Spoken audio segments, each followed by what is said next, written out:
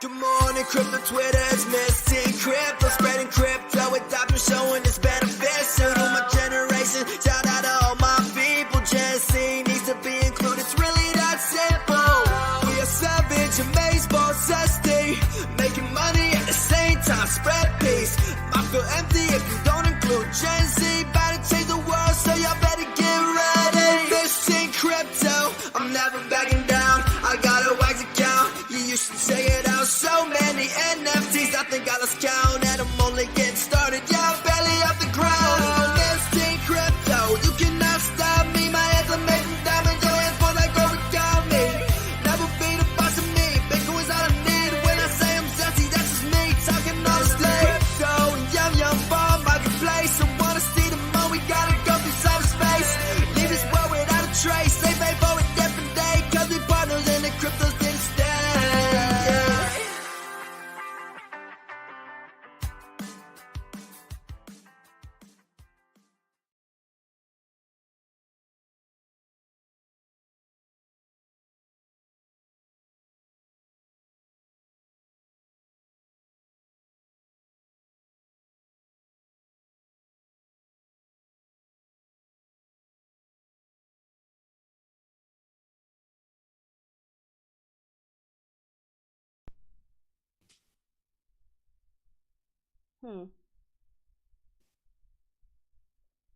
Hey guys, do you hear us right now?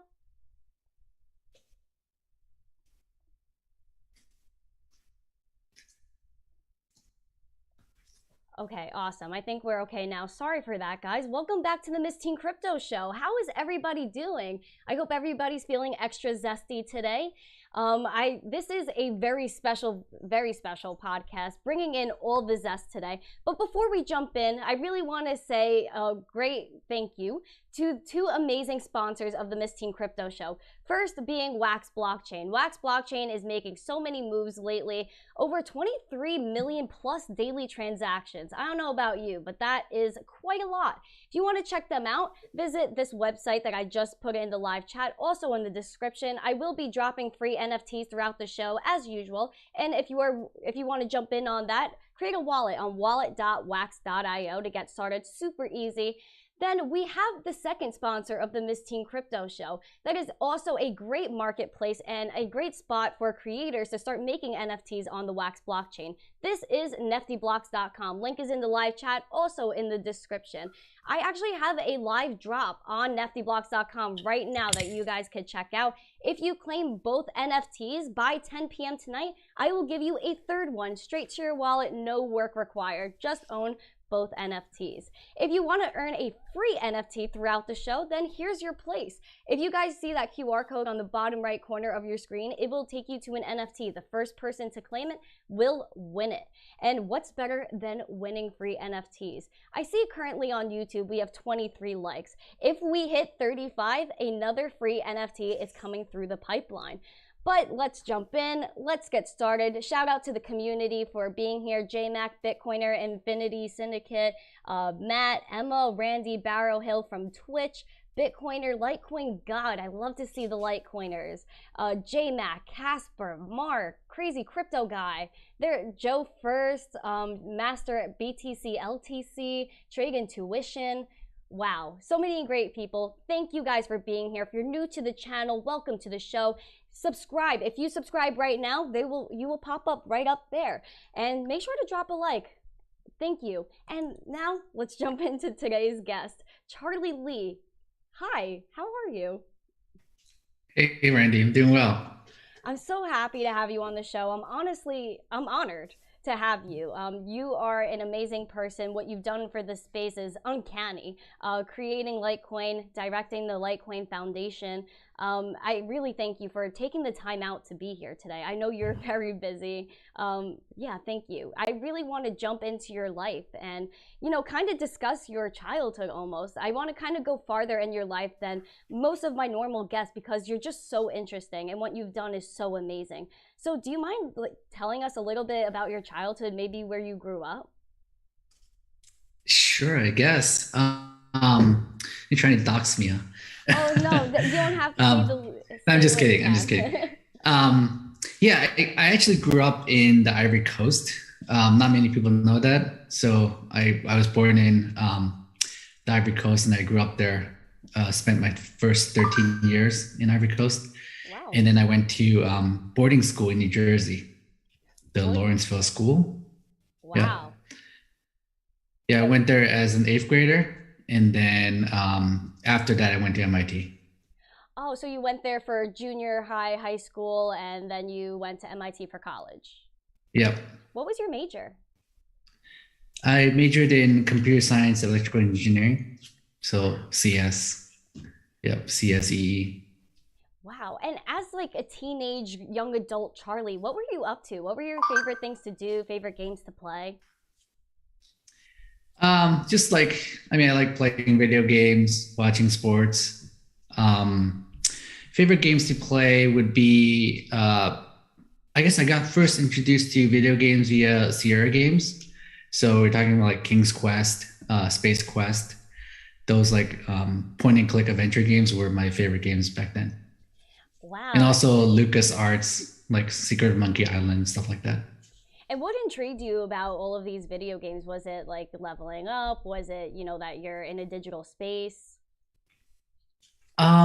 It's kind of like watching a movie, but a movie that you can control, right? So it's kind of a way to get away from everyday life, right? Just being in a totally fantastical universe and just playing that game. Absolutely. I really like that. Just kind of an escape, something to do, and an adventure to really go on. Your life has kind of been a big, great adventure. When studying at MIT, what was your career plan afterwards? Did you have like, an ideal career? Yeah, so when I was young, I mean I got hooked on to computer, right? Computer games, and then also writing my own computer software, writing my own games. At least when I was young, I thought I would become a computer games programmer. But I knew I wanted to do computer software, coding, and just engineering, right? So I was good at math and science growing up. And when I got to MIT, it was pretty obvious that I was going to major in computer science. Yeah. And that's majoring in computer science at MIT is one of the hardest kind of degree to graduate with. And it was tough. It was tough. Yeah, I'm sure. But it was also a lot of fun. Yeah. What was the best part about MIT? The best part is, I mean, just like friends, obviously education, right? I learned Yeah. a lot at MIT. But things with college is always like just having fun, right? The experience. Yeah. I'm sure MIT had to be a little rigorous. I know it's like, a very, well-known school, and, you graduated where I'm sure, it was difficult, right? Or was it kind of easy for you? How did you feel about like the courses in general? My experience with at boarding school at Lawrenceville School really helped a lot. So when I got to MIT, I kind of already was used to kind of living at the school, but everyone else came in without having that experience. So that really helped a lot. The school was obviously pretty rigorous. It was very hard. What I did learn was to know which classes I can skip to not attend, or which like recitation or other like classes that you don't have to go, because Yeah. you just don't have time to do everything. So if you attend all the classes, did all the homework, you pretty much won't have much sleep and won't have much social life. So you kind of have to pick and choose, and that's kind of a skill that you learn along the ways of which classes you can skip and study on your own. That's actually great. I know that, a lot of kids in college are trying to filter out the same thing. So it's cool to hear you say that. When you graduated college, or even in general, what was your first job? So I graduated in year 2000, and that was basically at the peak of the dot-com boom, Yes. right? So I came out to the SF Bay area because that's where all the software startups and everything was. If I remember correctly, I applied to like 15 companies, got an offer to 14. Basically, they would basically hire anyone that knows how to code, right? Or especially anyone coming out of MIT. So the one company that I did not get an offer because I didn't pursue was Google. I think I had an interview with Google, but at that time, Google was such a tiny company. It was a tiny startup, right? No one knew what's going to happen, and I didn't really. I didn't think they were going to go anywhere, so I didn't really pursue for a real interview. But eventually, I did end up at Google after about 6 years. But when I first came out to the SF area, I joined a company called Kana Communications. It was a how do you call it? Like a e-commerce software, doing like customer service software support company. Like an online store type of, like an Etsy almost? No, it's kind of like they handle emails. In fact, basically like handling customer support tickets, emails and stuff. Yeah. So the company was, I think it was like a $4 billion company.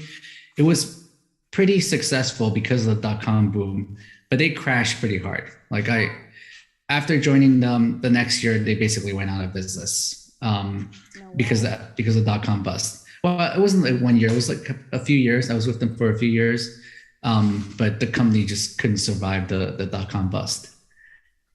Just burning cash, because the companies back then, because of the boom, they just had so much money from VCs, from everything, and they weren't really making any money from their software products. So they were just burning cash. And when the dot-com bust happened, those companies just can't survive because they don't know how to. Yeah, that must have been tough. You know, the dot-com boom, I know a lot was happening during that time. And then, you know, obviously companies did not make it. How did you, navigate all of this, especially being, early into the workforce game, looking for jobs, and your company that you were working for kind of diminished? What was your next move? How do you navigate, the dot-com world at that point? Yeah, so Kana had a lot of brilliant people working there. It was a very good, somehow they managed to attract a very good group of people. And a lot of those people actually left the company and started a different one, which I joined eventually. The company's called Guidewire, and they're still here making insurance software. It's not really a very it's a boring thing, right? Insurance software. Yeah. But the founder actually looked around and tried to find like industries that actually they could innovate and turn things around in the company, which eventually did. So they found that insurance software was really outdated and it really needed a kind of a makeover. And that's what they did, bringing like new software, efficient, and to the insurance industry. And they really turned things around. Yeah. So I joined Guidewire and worked there for almost 4 years. 4 years. And so you worked there for 4 years, and how did you find Google? How did this all start aligning for you? So I was kind of bored there, just looking for something different. And then Google, the opportunity to join Google came up. I did an interview. Google interviews are pretty tough. I mean, they ask really hard questions. And I think I've interviewed Google before and didn't get in, like a couple years before I finally got into Google. Wow. So, I mean, they're hard, right? So I probably screwed up my interview, made myself look dumb back then. But Google was, what was it, 2006, I think? That's really early. 2007. I don't remember exactly when I joined Google. But it was still pretty early. Like Google was very successful, but nothing like today, right? Yeah. So I joined Google's YouTube mobile team, worked on YouTube mobile, and then worked on Chrome OS, also worked on Google Play games. Oh. So I jumped around within Google in various different projects, which was a lot of fun. Did you enjoy the gaming sector? What were you doing in that type of area? I was working on not actual games. So back then, now they have like Stadia. Back then, all they had was we worked on basically the APIs, SDKs for like achievements and for the Google Play game stuff, where games would integrate with Google and have like achievements, what else, like gamer points, other things, sign in with Google, stuff like that. Just make it easy for games to, we're talking about mobile games, Yes. on Android, for those games to add these features. That's so interesting. Wow, you've really done quite a few things around Google and in technology itself. I really find that quite fascinating, especially because you were playing games as a young kid and then you just, somehow made your way back in that kind of area, which is quite interesting. Guys, I see that we have 38 likes in the chat. That is amazing. As promised, another NFT is coming through the pipeline right now. Sending it. There we go. It should be popping up on your screen right now. Get ready to click, get ready to scan. Okay, so working at Google, how long were you at Google again? I was at Google for 6 years. So yeah, if I remember correctly, it would be from 2006 to 2012, 2013. And I know you started working at Coinbase around that time, right? Yeah, so I left Google for Coinbase in 2013. What made you make the move? It's quite a bold one. Yeah, so at Google, I discovered Bitcoin, right, 2011, and then I launched Litecoin in October 2011. So this was when I was still working at Google. Wow. But at the time, Google was not doing anything with Bitcoin, or like anything at all. Like they kind of refused to do anything with Bitcoin. So I decided I wanted to focus full time on Bitcoin, and that's why I left left Google for Coinbase. So you found out about Bitcoin around 2011, and Google was aware of Bitcoin and just didn't want to kind of pay attention to it. Yeah, like I guess it wasn't that interesting to them. So some people within Google tried to start some Bitcoin projects, but didn't really go anywhere. Like the upper management didn't really support it. So, I would have loved to have worked on Bitcoin or crypto inside Google on any projects. I hear they started a blockchain team like recently and doing like blockchain stuff now, but this is like 10 years too late. Do you think it's too late for them to start working with crypto? It's not too late, but they could have really got in early, right? Oh yes, for sure. They should have realized how powerful, how big Bitcoin would become and get in early, right? Absolutely. But it's Google, so it's not their focus. Their focus is on ads, right? And then Bitcoin didn't really fit into any of their projects. No, I guess not. You were working at Google and you found out about Bitcoin. What intrigued you about Bitcoin the most? So when I first found out about Bitcoin and read the white paper, I saw it as kind of a better form of money than US dollar, than gold, kind of almost a perfect form of money, right? The best form of money humans have ever come across over the whole span. So I kind of saw immediately that it's going to become something big, but how it gets there, I have no idea. Yes. And you were still working at Google when you found Bitcoin and when you created Litecoin, you said? Yeah. Wow. What made you create Litecoin? What was the thought behind Litecoin? Where were you when you first had that light bulb moment about Litecoin? Yeah, so when I got into Bitcoin in 2011, there were like about 10 or a dozen other altcoins out there. The first one being Namecoin, and then actually when I first got in, it was Bitcoin and then Namecoin only, and then people created new ones. There's one called Xcoin, IOCoin, Tenebricks. A lot of these don't exist anymore. They just died from lack of support or from 51% tax, stuff like that. And the first altcoin I created was actually not Litecoin. It was a coin called Fairbricks. Wow.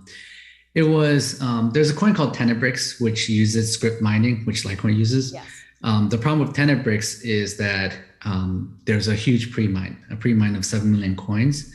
And people supported TeneBricks, but didn't like the pre-mine. So there was a kind of a grassroots effort to create a coin, basically clone TeneBricks, but remove the pre-mine.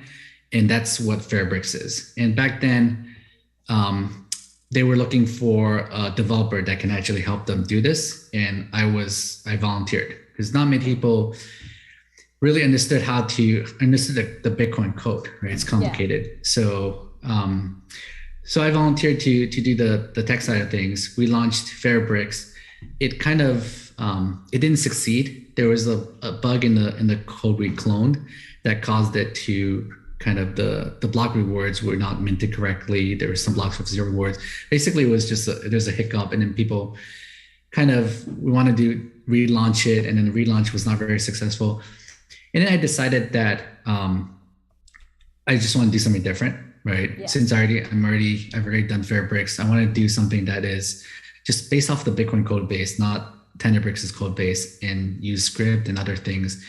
And that's how I came up with Litecoin and decided to launch Litecoin.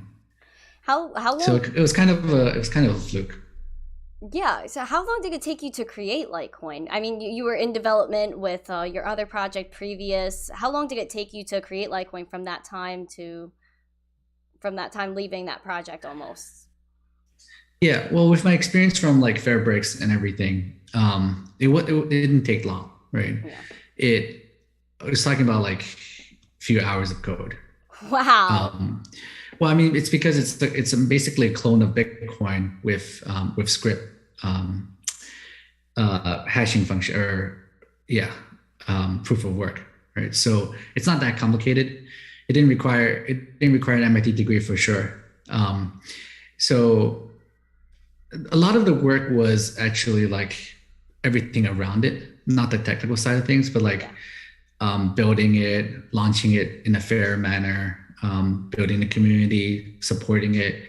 If things go wrong, patching things up, making sure there's no 51% attacks, a lot of things like that, just to make sure it succeeds. It didn't fail like Fairbricks did.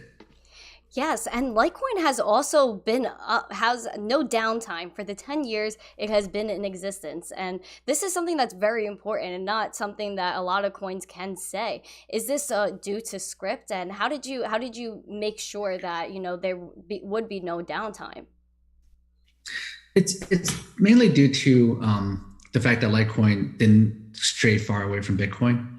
Right. So it's mostly just Bitcoin. So it's well-tested code. It's not doing like crazy things and breaking things. So that's important for money, right? Yes. And I think there's also a little bit of luck, right? Certain bugs that hit Bitcoin didn't get introduced to Litecoin just because we were kind of a one software release back. So in some sense, Bitcoin was a testnet for Litecoin. So they ran into a bug that caused, caused like a fork in the network, because an accidental fork where one half of the software running the new version, I think it was like 0.8 or something, did not agree with the other half running 0.7, and they had to do a rollback. So that was like one of the downtimes Bitcoin had. And Litecoin fortunately didn't have that, because it didn't trigger on our network, and 2, we probably didn't have that buggy code updated yet. So luckily Litecoin didn't run into that. But yeah, so the uptime, I mean, Bitcoin is 99.9% uptime because it just works, right? Absolutely. Bitcoin developers are not taking risks to the network like other coins are, and that's kind of a decision, right? It's a decision Bitcoin developers and Litecoin developers have decided. We want to make sure for sound money, it's important that we take things slowly and do it right, and not take unnecessary risks. Absolutely. Guys, drop 100 in the chat for sound money. Absolutely. And like you said, Charlie, which I really liked, Litecoin just works. Litecoin just works. There's a huge initiative I have on my wristband. Shout out to Darren. Hashtag pay with Litecoin. This is a great initiative, being that you could transact with Litecoin and the fees are a penny or two, maybe even less. I don't know if you know, Charlie, but I know you know that John Kim bought a Lamborghini using Litecoin, but do you know how low his fees were? probably in a sense, Yeah, maybe even right? subsensed. Yeah. Yeah, I mean, Litecoin, like you said, Litecoin just works. It's been working flawlessly for over 10 years. Fees are always in the pennies or less, and transactions confirm in 2.5 minutes on average. And people move millions of dollars of Litecoin around for low fees, fast confirmations, and it's secure. Right? There's no 51% attacks. There's no censored transactions. There's no rollbacks. It works pretty much flawlessly as money, as a payment network. Absolutely. I know when I would like to move value, I don't want to be scared sitting there for 10 minutes if my transaction has gone through. Are there block confirmations yet? Litecoin, it's right there and then. Once I press the button on my phone, it's into the next wallet or wherever it may be. So Litecoin, yes, it does work. I feel like people are gonna use this for payment a lot. Do you feel the same? Do you think Litecoin will be something that people are gonna use for payments in the future or maybe even in the present? Yeah, I mean, that's what we're working towards. And I mean, we're already seeing that. I mean, I might be in my own circle, but whenever I want to pay friends or buy stuff, I always use Litecoin, right? And people always accept Litecoin. People always use Litecoin. Um, and obviously, people also use Bitcoin, right? Yes. But Litecoin works. If you have Litecoin, it just works. And people tend to prefer using Litecoin over Bitcoin because of the perceived speed, the low fees, and it's secure, right? It's not, the security is not as high as Bitcoin, right? Bitcoin has a lot more money involved, a lot more mining power in terms of dollar value, because Bitcoin's network is bigger and has a lot more money. We're talking about like $1 trillion versus of Bitcoin versus $7-8 billion of Litecoin, right? So it's a big difference. But when you're sending even like millions of dollars, using Litecoin is no problem, because you're not going to get rolled back, you're not getting your money stolen or censored. And for smaller transactions, you rather pay pennies in fees versus 10 cents or even $1 in Bitcoin fees. Yes, absolutely. I see I have like whale notifications on my phone, and people are moving hundreds of millions of dollars of Litecoin on the daily. And it works. People know it works. It goes through extremely fast. And I know that there's a lot of development happening within Litecoin, OmniLite. I see people playing around with that. If you guys have not heard of OmniLite yet, it is basically giving creators the ability to create tokens and NFTs on top of Litecoin. But what is really being highlighted right now is MWeb / MWeb. I'm sure you guys have probably in the audience have probably heard the news about this week. Charlie, do you mind explaining for the people who might not have heard of MWeb or MWeb what it is? Sure. Let me touch a little bit on OmniLite. Yes, so please. First, OmniLite, people are getting excited about OmniLite. But honestly, for me, it's not a big deal, right? Doing tokens on top of Litecoin. It's been done before with Bitcoin. It's a second layer solution. It works, right? Omni has been on Bitcoin for years. One of the main reasons why we push for working on OmniLite is to try to see if companies like Tether or other USD stablecoins would release their stablecoin on Litecoin. So that's still to be seen. But Litecoin just works, and fees are low and it's secure. So there's no reason not to release these stablecoins on top of Litecoin if they're already doing Bitcoin, Ethereum, and Tron or any other coins, right? So that's one of the main push for us to do OmniLite. That said, people are really excited about Omni, right? About doing tokens, doing their own tokens, and even NFTs on top of Litecoin, which is cool to see. But my focus is trying to make Litecoin better money. Yes. Right, a better payment network, a better form of money. So that's why I'm focused on fungibility, and with that is privacy, and that's what MWeb is, right? MWeb is the code is out now. You can run the MWeb code, but it's not activated yet. So we're waiting for miners and pools to activate MWeb. What MWeb allows people to do is to hide the transaction amount, right? So if you're sending Yes. coins to someone else, all that people that need to see how much you're sending is should just be you and the recipient. No one else should Exactly. know. Right now with Bitcoin and Litecoin, that's not the case. Like everyone can see how much you sent, which could be problematic, right? If you don't want people to know how much money you have, or even how much you're paying that person for something, right? So that's what MWeb solves: the ability to move your coins to the MWeb extension block, and once you're there, all the transactions would have the amounts hidden from everyone else, and that's good for fungibility. Absolutely. I mean, even for whether that be a purchase like John Kim made with a Lamborghini or just simply getting a coffee at Dunkin' Donuts. I mean, people should not have to, have the ability or I guess know how much Litecoin I have in my wallet just for buying a one item, buying that coffee. Do you think that, I think a lot of wallets are actually planning to implement MWeb, which is awesome. Do you see a lot of people, this is going to be something optional, right? For the people that don't know, this is going to be an optional thing that you can use.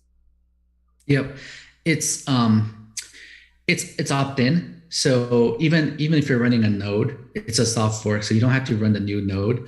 So even if you're running an old node, you would still interact with normal Litecoin transactions, just like normal, right? You wouldn't even need to know about MWeb transactions. But what happens is there is an address that holds all the coins on the MWeb side of things. So on the main chain, you will see an address holding, let's say, 1,000 coins, and that's how many Litecoins are on MWeb, right? If people are sending more coins to MWeb, that address, which changes every block, by the way, but you can easily tell what it is. That address will have more coins if people send more coins to MWeb, and vice versa. If they pull money out of MWeb, the total coins on MWeb address will actually decrease. And this is how like the normal clients, like the old nodes, would enforce that everything works according to plan. And what the software does is make it so that the address, like no one else can spend coins from the address, right? It will only move coins when people move coins to MWeb or move coins out of MWeb. So it's an optional upgrade. Exchanges, for example, will likely not care about upgrading to support MWeb transactions. So they wouldn't even need to upgrade, right? They don't have to do anything, and things will still continue to work for them. And if your coins are on MWeb side of things, and then you want to send coins to a normal Litecoin address, the client software will automatically peg out. So peg out is moving coins out of the extension block, and pegging is moving coins into the extension block. So the software will automatically peg your coins out and send to a regular L address or M address or LTC1 address. And likewise, if you're moving coins into MWeb, you're sending coins to an LTC MWeb1 address. Yeah. Your client would automatically peg in the coins for you if you don't have coins already in MWeb. So we're trying to make it easy for people to use MWeb, right? So if you don't care about it, you don't need to upgrade. If you have upgraded your software will automatically help you with moving coins in and out of MWeb as necessary. That's great. Okay, yeah. So if I let's say go from an MWeb address to a regular Litecoin address, just send it. That's all I need to do. Yeah. Easy, simple. Yeah. So the software right now for Litecoin Core, which we expect other wallets to copy, is that if you have coins on, so it manages coins on both sides, right? You have coins on mainnet, you have coins on MWeb. If you're sending to a mainnet address, a normal address you see today, if you have it will send from your mainnet coins if you have it enough. If not, then it will also include some from MWeb. So we'll do that, like just in the background, automatically do it for you. So you don't have to worry about it. Yeah. That's perfect. So easy. I like that you guys are making it easy for people. I'm sure wallets are going to integrate it. I feel like I've heard a few whispers around the internet. I just don't want to like out the wallets right now. But I have heard a few whispers about wallets saying that they do want to integrate it because it is a part of their ideals, a little bit of privacy and things like that. But I think it's going to gain a lot of traction, especially when people start to learn about crypto, start to learn about Litecoin and transparency. They're going to learn that maybe they want a little privacy in some cases. And MWeb is going to fit that absolutely perfectly. I wanted to ask you in general, where do you see, because you've kind of been here since the very start, 2011-ish, where do you see the space going? How have you seen adoption from when you started until now, and how do you think it will progress? Well, to be fair, I didn't start from the beginning. Well, 2011-ish. When I joined, 2011 was a long time ago, but when I joined the Bitcoin community back then, Satoshi actually already left. He left like his last post, I think, was in March of 2011, or maybe even before that. So wow. When I joined, I couldn't even talk to Satoshi. So I'm not really that early. There are quite a few people that are earlier than I was. But that said, compared to a lot of the new people in this space, this 2011 was pretty early. So your question is how have things changed? I think when I first discovered Bitcoin, it was still a lot more experimental than today. It wasn't most people didn't really expect Bitcoin to stay around, right? It was more like a experiment. It's kind of like it's very similar to have you heard of the software called like SETI at home, which is a search for extraterrestrial intelligence? It's kind of like a screensaver you run on your computer. This was like 15 years ago, maybe. Oh, I think I know. Where it just like moves. It's studying. There's one called I think it's called folding at home, which is folding proteins. So you're basically contributing your CPU power for SETI is try to discover extraterrestrials, basically any special signals from radio waves, right? So it's using CPU power, using everyone's CPU power to help study the radio waves to see if there's anything that jumps out that's not normal, that's not noise. Right. And that's what SETI at home does. Folding at home is basically doing protein folding to try to find the best optimal solution for protein folding. And it uses a lot of CPU power. And what you do with that is you don't really get anything from doing that. You're using your CPU to help with something, but you don't get any coins or anything. No reward. And Bitcoin is kind of like that. No reward. And Bitcoin is kind of, there might be some points ladder, right? So where you score points for doing a lot of work, and then they'll show leaderboards and stuff, but that's it. And when I first kind of found out about Bitcoin, it's kind of like that, right? You're contributing your CPU or GPU resources at that time to secure the network. You're doing something, and what you get back is kind of tokens that aren't really worth anything at the time in the beginning, right? When I discovered Bitcoin, it was worth $30, and it dropped all the way to $2. That was a crash. Over the next year. Yeah, it was a huge crash, right? $30 to $2 is more than 90%. Yeah. But it's still kind of like play money, right? Back then, the total market cap of Bitcoin was about $100 million. It's not nothing, but it's tiny compared to today. Oh yeah, absolutely. Yeah, so people were just experimenting. That's why you hear about someone using 10,000 Bitcoins to buy pizza, right? Back then it was worth nothing. So if you can turn nothing into something, that's a huge improvement.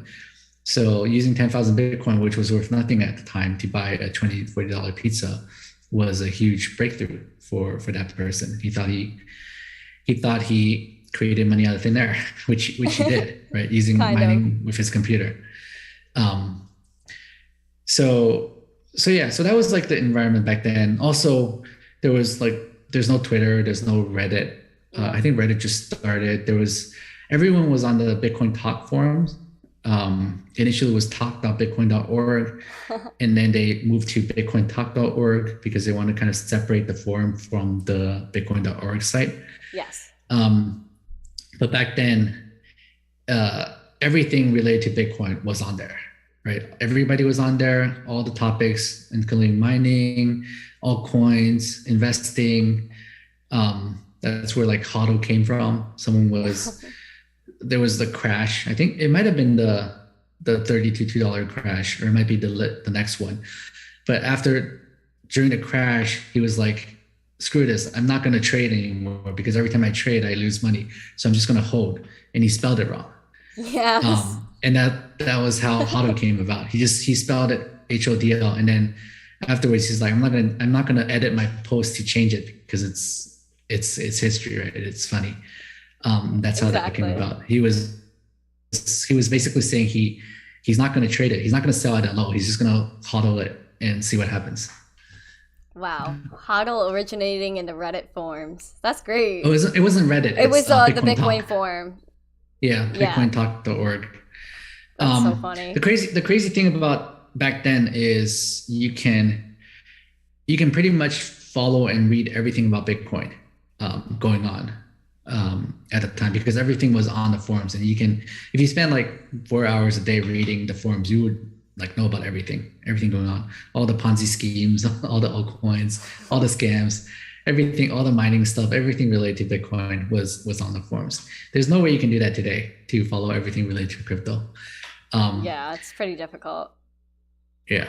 So, and that was what I was doing, and a lot of people were doing, was just following everything related to Bitcoin, which I was working at Google at the time, but any free time I had, I was kind of following Bitcoin. I mean, all of us are kind of doing that at work. We're all checking the charts. We're checking crypto Twitter to see what's going on. And you were a part of Coinbase, which was honestly monumental in helping people, have a good exchange for cryptocurrency. But before that, people were, kind of peer-to-peer on the streets handing people cash for Bitcoin, which was kind of wild thinking about it, right? Yeah, and I did that too, and that's one of the reasons why I created Litecoin.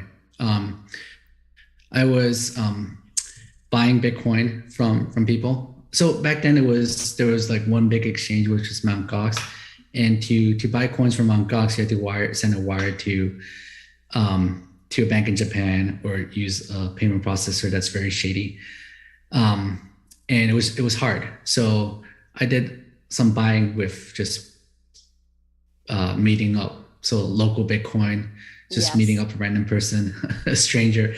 I wouldn't recommend that anymore. It could be quite dangerous these days. But back then, Bitcoin wasn't worth a lot of money. People were not scamming, or at least not like physically robbing people during meetups.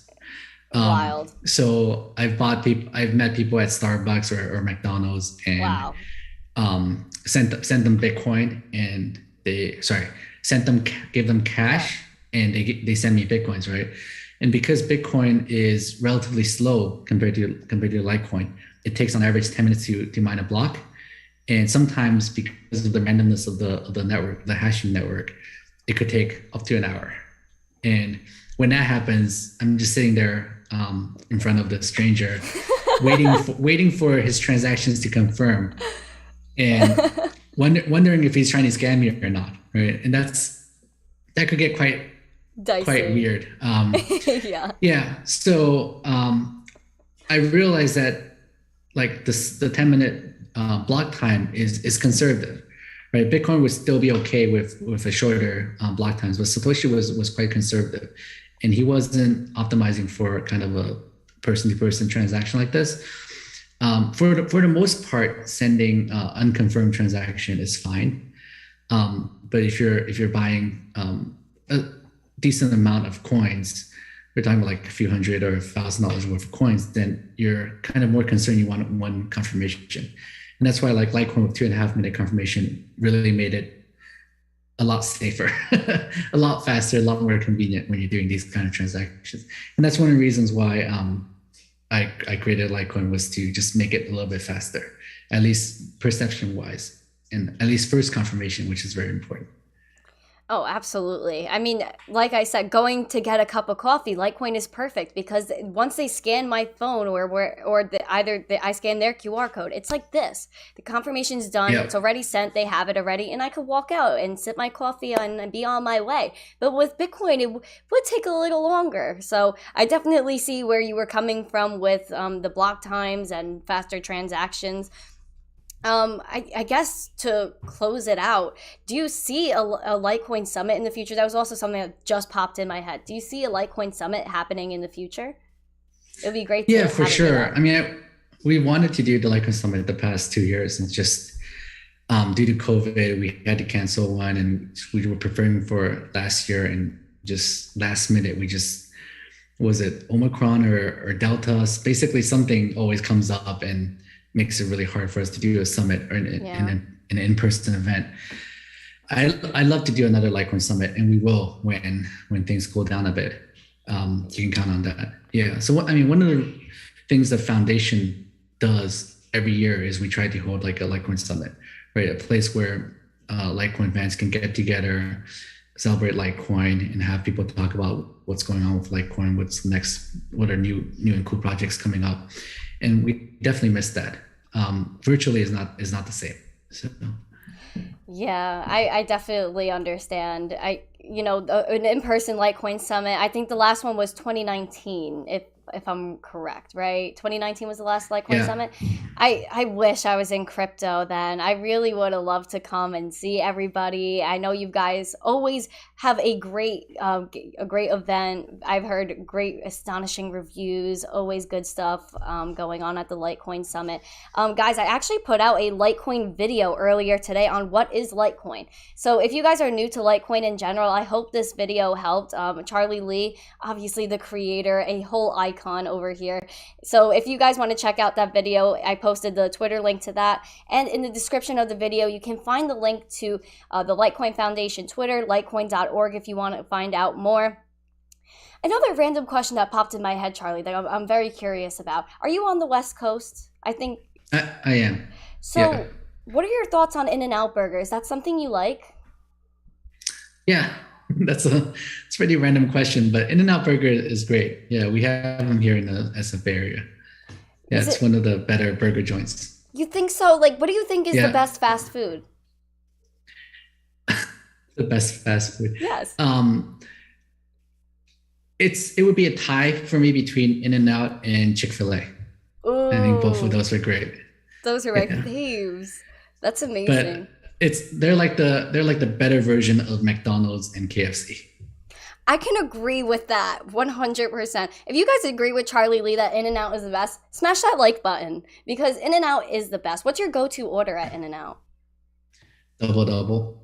Double double, me too. Do you like the sauce is zesty, don't you think? Yeah, it's good, and the fries are fresh. It's just good. It's good.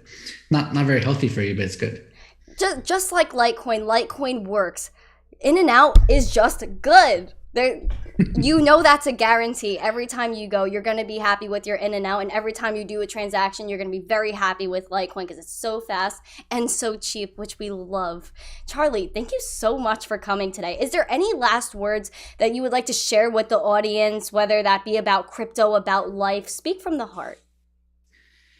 I like to ask people to kind of read up about MWeb. So MWeb is not simple, right? There's some complexity behind it. How people can make their coins more fungible, and also support it, right? Push for adoption, convince pools and miners to signal for activation, right? So we need 75% of the hash rate to signal that they're ready for MWeb before we'll get activated.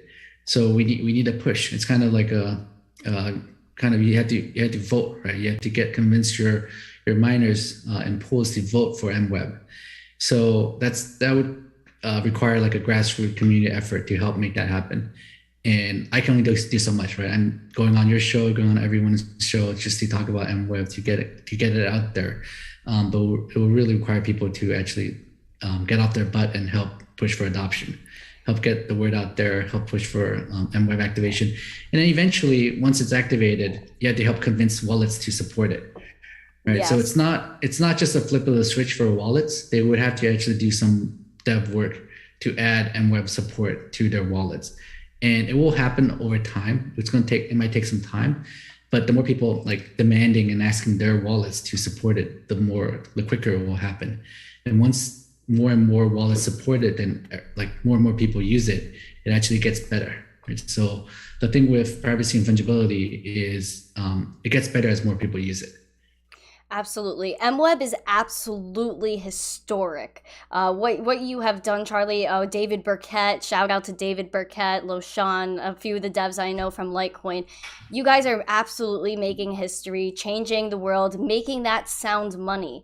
I think MWeb is extremely important. And, you know, like I said before, sometimes I want that transparency, but other times I need that privacy as well. MWeb is a game changer, and I think a lot of people are going to see the value in it very soon, maybe sooner than we think, who knows, but hopefully as many wallets as possible can integrate MWeb.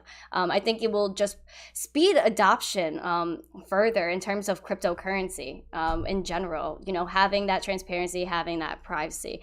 So thank you so much, Charlie, for coming on and spreading the good word about Litecoin and helping educate my audience on Litecoin.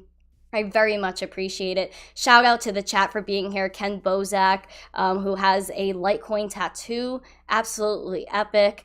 There's a few people that have Litecoin tattoos that I saw pictures from past summits. So people are passionate about Litecoin, guys.